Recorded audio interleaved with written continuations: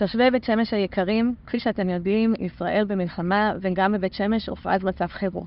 אנחנו פה בעיריית בית שמש נמצאים פה בשבילכם, בתפקידי כממונה על מנהל הרווחה ממוצאי חג, ומתי ששמענו על הקרבות נכנסנו למתכונת חירום, גייסנו את כל ארגוני ההתנדבות, את כל מחלקות העירייה, כולנו עובדים בשיתוף פעולה מלא, עיריית בית שמש, המתנ"סים, בברכת ראש העיר, פתחנו חמ"ל התנדבות, שבו אתם יכולים לבקש עזרה וסיוע, ואתם יכולים גם להציע את עצמכם להתנדבות.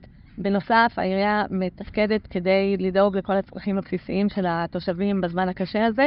אם אתם מרגישים קושי, צריכים עזרה, אתם מוזמנים לפנות ל-106, ואם אתם צריכים סיוע ספציפי ממנהל הרווחה, המנהל עדיין מתפקד בצורה מלאה, ואתם מוזמנים לפנות ולבקש סיוע ככל שאתם דרשו. אם אתם מעוניינים להתנדב, אתם יכולים לפנות ל-106 ולהציע את עצמכם, יחד עם שותפי ממלא מקום ראש העיר משה שטרית, או בברכת ראש העיר. כאמור, אנחנו מפעילים את חמ"ל ההתנדבות ומחכים לשמוע מכם. בעזרת השם, השעה הקשה הזאת לעם ישראל תעבור במהרה. אנחנו מתפללים שכל החיילים שלנו יחזרו בשלום. עד אז אנחנו פה בשבילכם, ונשתדל לעזור ככל שניתן.